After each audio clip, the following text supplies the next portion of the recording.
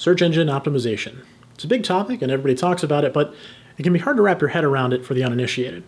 So let's talk about what it is, and then let's take a look at some of the things you can do to make sure that your customers can easily find you online. Let's get started by talking about what search engine optimization, or SEO, is. SEO is the process of optimizing your website so that search engines like Google, Bing, or others will rank your website higher. The goal here is to be the first website presented in the search results whenever leads use your chosen keywords. We'll talk more about keywords later. This is otherwise known as SERP ranking, or search engine results page. Getting your website to rank higher is important because 97% of consumers search online when they're looking for services, and 93% of those same consumers use a search engine to guide them. What's more important, over half of all leads will click on one of the first 3 results. Being in the top 3 spots allows you to maximize your organic traffic for peak visibility in your local market, resulting in increased lead generation. Improving your website's organic SERP results means more phone calls and form fills, allowing you to generate leads without relying on expensive search engine ads. Now, if you're just starting out, you're not going to reach the top spot in a day. SEO is a marathon, not a sprint. We got to build a few rockets before we can shoot for the moon. The good news, however, is that the top spots don't get all of the traffic. Let me ask you a question. When was the last time you clicked on this button? I'd guess that it's probably been a while, because 75% of people never go past the first page of search results. Aiming to get on the first page is a really good starting point. One of the core pieces of SEO is keywords, words or phrases that leads search for. You'll strategically use these keywords on websites so that search engines compare relevant keyword searches with your website. There are a few different types of keywords, and all of them are important. There are service-based keywords like AC repair, water heater installation, lighting repair, etc. Location-based keywords, which incorporate your city or region. So for example, AC repair in your city, Dallas, Rochester, Atlanta, Denver, wherever you're at. There are also long-tail keywords. These ones are longer phrases that are really specific. So examples of this could be the best way to improve indoor air quality. How often should I change my AC filter? Is HVAC maintenance worth it? And so on.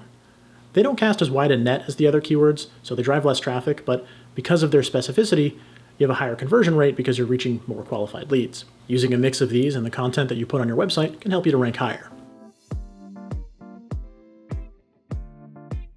SEO goes deeper than mere keyword optimization, though.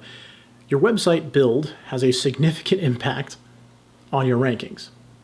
Search engine crawlers look for things like meta and title tags, clearly defined structuring, website design, UX or user experience, and more.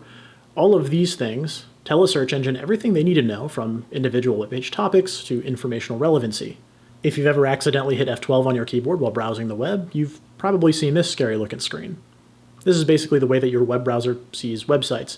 And a lot of this information isn't shown to you as a user, but it is used by browsers, search engines, and other web services. If you just hit F12 to try it for yourself, then just hit F12 again, it should go away.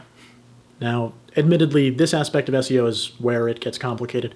Not only do you have to consider your website's coding, but also the user experience, such as whether your website is optimized for mobile viewing, how fast your pages load, or how easy it is to navigate.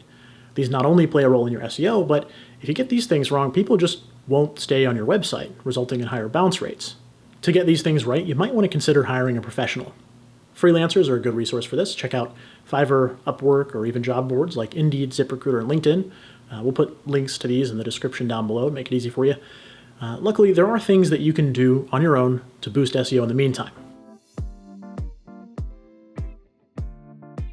Because your services are location-specific, optimizing your SEO for local searches can be a big help.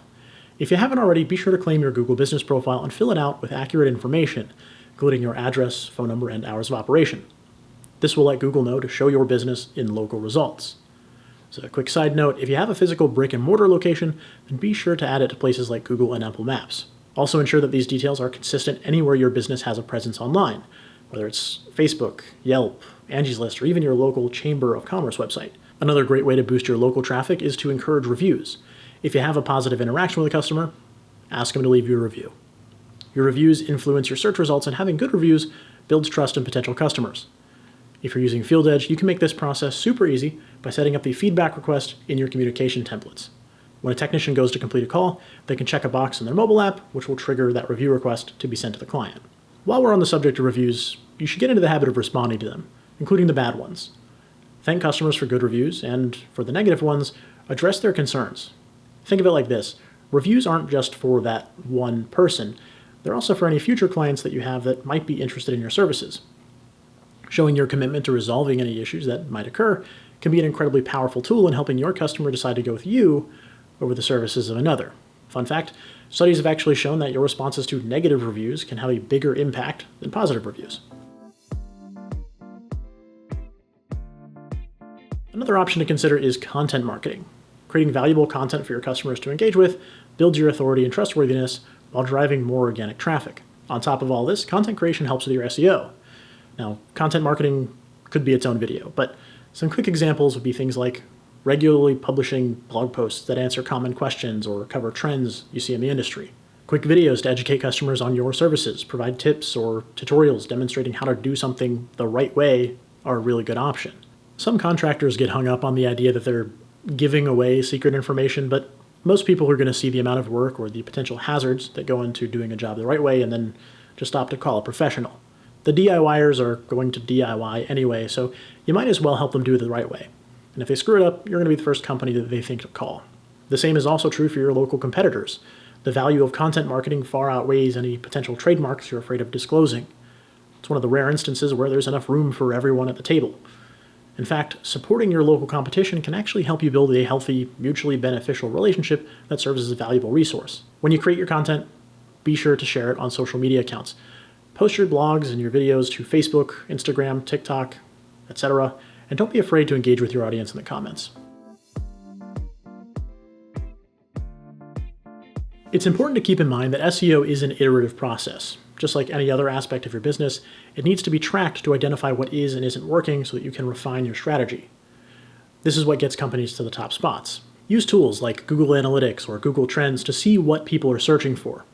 Tools like SEMrush or Ahrefs can also make the process a bit easier and more digestible.